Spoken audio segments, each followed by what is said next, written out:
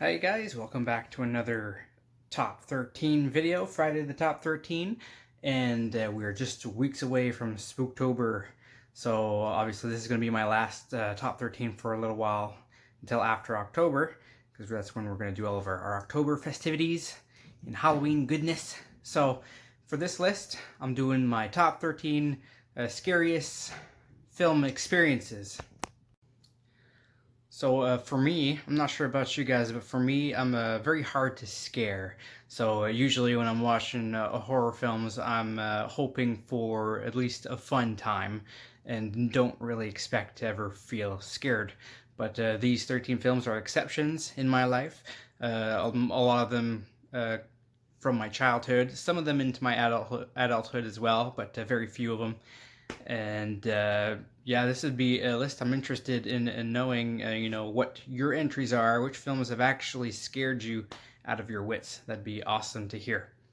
But for me, I grew up in the 90s, so a lot of stuff that used to play back then in the 90s and the classics. So there isn't going to be any obscure picks. So this is just my personal top 13. They're not the top 13 scariest films ever made. These are just my personal films that have actually have had an effect on me, have actually scared me when I watched it for the first time. So stay tuned for that. And speaking of the 90s, this is a film that came out the year that I was born. Obviously, watched it quite a few years later as a child still. But this is one that its concept used to terrify me, where there's these monstrous beings underground that have no sight but can, hear the vibrations above ground. Of course, I'm talking about Tremors. So yeah, this is a film I watched when I was a kid. It terrified me the first time I watched it. Obviously, these are scary worm type monsters that attack people above ground, in cars, in animals, and it was just a scary concept at the time. But this is one I've watched once. It scared me. Then I watched it multiple times, and then I eventually started to enjoy it quite a bit. Even we'd make a game out of it, hurry up, the Tremors are coming to get you, come home, that kind of thing. So that's my number 13, Tremors. Now, moving into my number 12. Number 12 is actually a horror comedy, but again, it came out in the 90s when I was just a little kid, and I remember renting this one with some cousins, and it had scarred me for quite a few days. It's an alien film based in a high school where professors or the teachers are being, I forget if they're being possessed or if they were always aliens. I'd have to watch it again. It's been a while, but I'm talking about The Faculty. So yeah, I thought it was crazy at the time. I was not used to horror films. This is probably one of the earliest ones that I've ever, watched. Earliest memories of me watching a horror film. So I always remembered the scene in the shower scene where the old lady kind of losing her hair, and that kind of scarred me for a while. That's a picture that stayed with me. So that's my number 12, The Faculty.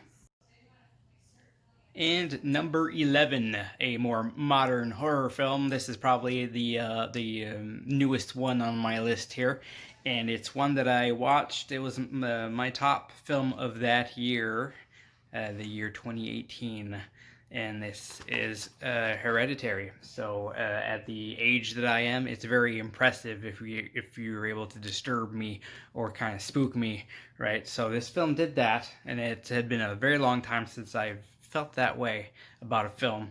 Very slow burn, but that third part, like that third act, really picks up the pace and is incredible.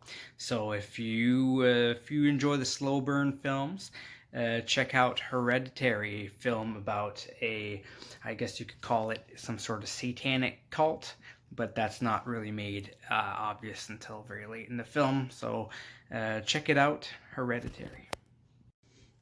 All right, moving into my top 10 films that scared me in my life. It's a film that's featured in this little haunted anthology collection, and I'm referring to this one right there. That's a very iconic cover right there. That's the Blair Witch Project, a film that I watched again as a kid, a film that came out in the 90s.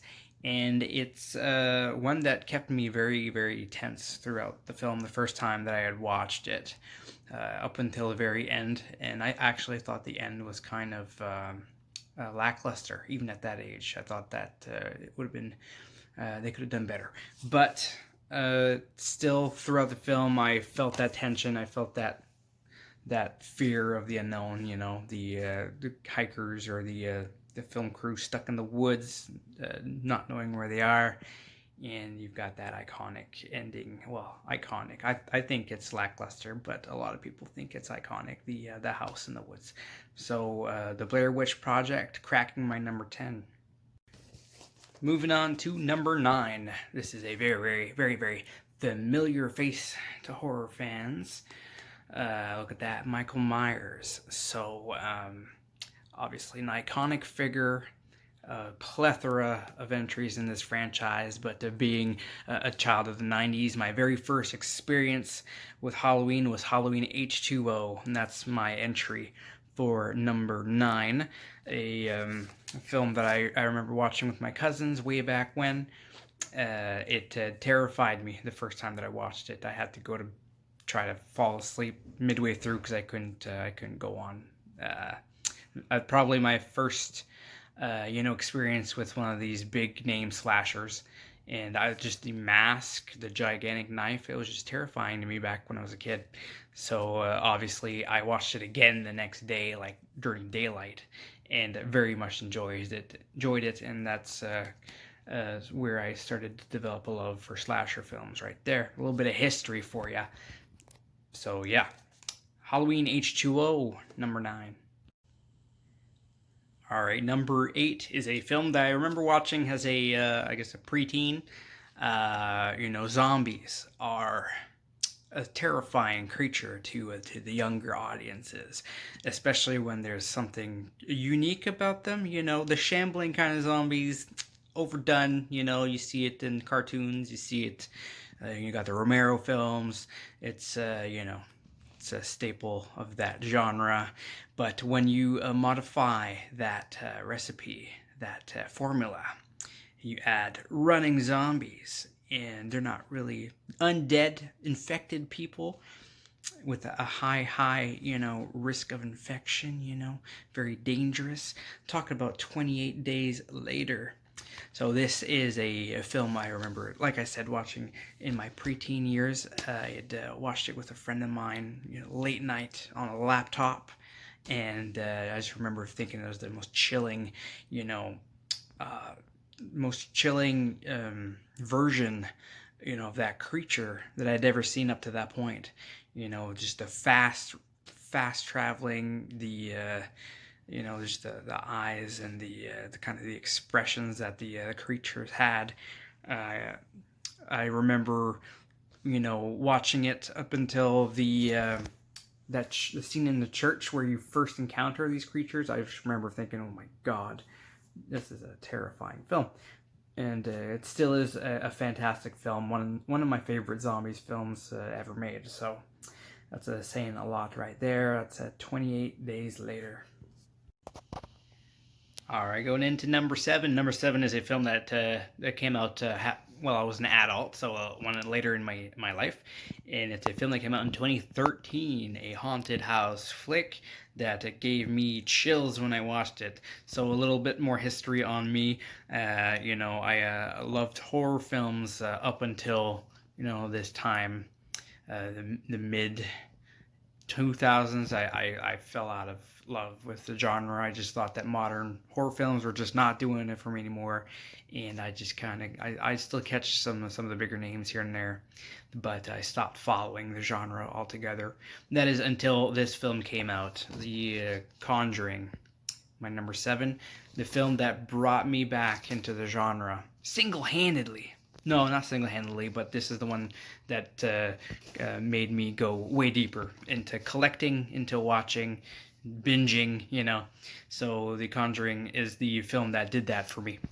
And yeah, just the first time in a long, long time that I felt tense throughout a film. For most of it, I thought the scares were very effective. And just your classic, the story of the Warrens. They come and investigate a haunted house, and it turns out that they are dealing with more than just a ghost, let's say, and all hell breaks loose in that house. So just one that I would recommend to anybody if you're into the haunted house, supernatural kind of films. My number 7, The Conjuring. All right, going into number 6. Number 6 is a film from the 80s, and it's one that I actually had not seen until my teenage years. I think I was 14, maybe 15 when I first seen this film. At that point, horror films stopped scaring me completely. They're just something fun for me, right? Until I saw this film, a John Carpenter classic by the name of The Thing. Obviously, it's the special effects, the body horror of it that more disturbed me rather than me feeling scared, but it affected me in such a way that I thought that I should include this on this list, of course. So yeah, The Thing, a film about a Antarctic research outpost, and they discover this alien being who replicates human lives, animal lives, just lives in general, and it tries to duplicate that and hide within the masses. So fantastic film, just a treasure in terms of special effects, real effects, not CGI. The real I forget who the makeup artist is. That's kind of a crime right there. I'll look it up. I'll make sure. But just fantastic effects in this film. So check it out. John Carpenter's The Thing. Rob Bottin is his name. I just looked it up. So thank you, Rob. All right, going into my top 5 finally. Top 5. Number 5 is the only possession film on my list, the one that's affected me the most in my life in terms of freaking me the hell out. Not talking about The Exorcist. Actually, when I did watch The Exorcist, I thought that it was kind of overrated. It was okay. The scariest scene in that film, I think, was the spider walk for me. That was a very creepy scene. But the film that scared me the most in general, within that subgenre, is The Exorcism of Emily Rose. I remember watching this with a buddy of mine, and just feeling freaked out at Emily. Just her acting, her portrayal was just chilling. The contortions, the screaming, it's crazy. The voices, and just the scenes in which she just loses complete control of herself. They were terrifying to me. And yeah, and this is I was well into my teenage years when I watched this. I think I can't remember what year it came out. 2000, 2005. Okay, I watched this not long after it came out on video because we'd rented it. So I was 14 years old, I think.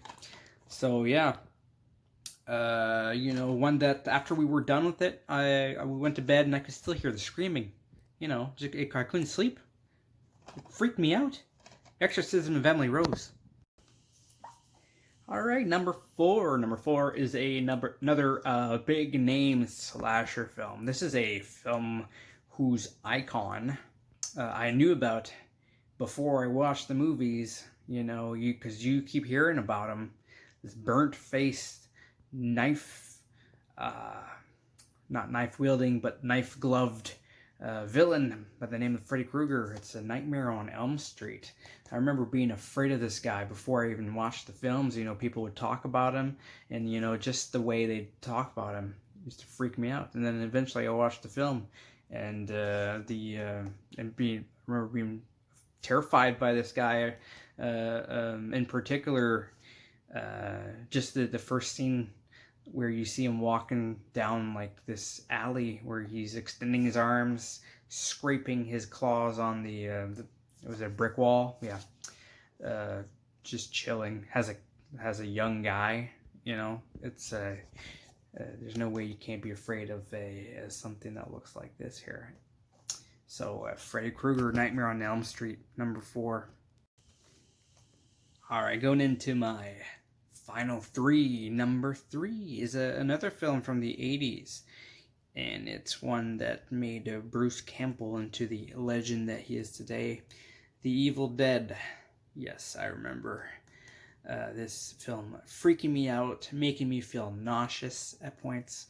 Particularly the pencil and the ankle scene it really grossed me out, and the demon that's locked in the cellar used to freak the hell out of me. And this is one that I watched, half through the fingers when I was a kid, and I remember getting through it and feeling so proud of myself for going through this film, because in my mind I thought, I knew this was a popular film. In my mind, it's one of the scariest films ever made, right? But yeah, The Evil Dead is my number 3. Probably one that started it all for me, right? And my love for the genre. Like I said, feeling very proud after I finished this and just wanting to try out different films, right? So The Evil Dead, number 3. Okay, number 2, almost there. Number 2 is a film that came out in the 70s. And it's a film, and I will argue till this day that it has one of the most chilling scenes in cinematic history, in my opinion. And that is a film called Black Christmas. So, my all-time favorite Christmas horror film, one of my all-time horror films, period. And the phone calls, it's a sorority house. These kids are on their holiday break or whatever, and they start getting these creepy phone calls from a guy who's just this lunatic, right? And they think they're prank calls. Little do they know that the killer's inside the building. It snuck into the attic, and is just from the attic, just making these phone calls and stalking them, killing some of them. And just the killer is so freaky. Just how childish, just how whacked out he is, man. And the scene that I was referring to is when he has killed someone, and somebody comes and checks on their friend, and he's hiding behind the door, peeking through the crack, and then starts to talk to him. Just a terrifying, just chilling scene right there. One of my favorites of all time. Black Christmas.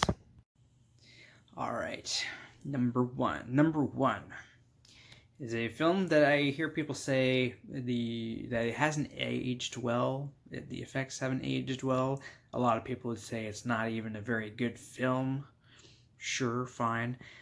And it's a remake above all that. Yes, a remake. My number 1. Ooh, what could it be? So this is a film that actually came out on my birthday. And what year was it? I must have just turned 14. Was it 2014? I ain't gonna tell you what it is until I figure this out. Hold on. No, sorry, 2005. So I would have turned 15. 15. And it remains my hi there. It remains my scariest cinematic experience ever. And I'm talking about the American remake of The Grudge. I don't know what it is about this film that freaked me the hell out. I think I was just not used to the J-horror vibe. And this lady haunted my dreams for the longest time. I would get recurring dreams of this person, like this phantom, attacking me in my sleep. And for the longest time, years after. And so I just remember going into it. It's a film set in Japan where this American comes and is supposed to be a caretaker for this old lady. And the house that they're in is very, very, very haunted by this ghost who can kill people, along with a child ghost who's also in the mix. And it's just, just the aesthetic, the way it moved, and the look, I don't know. it just stuck with me. And I don't even know if I haven't watched it in ages. I wish I'd give it a shot again and see if she still has an effect on me. I doubt it. I've seen parts of it since, and I don't think it's as scary or as good as I thought it was. But I'd like to give it a shot again one day.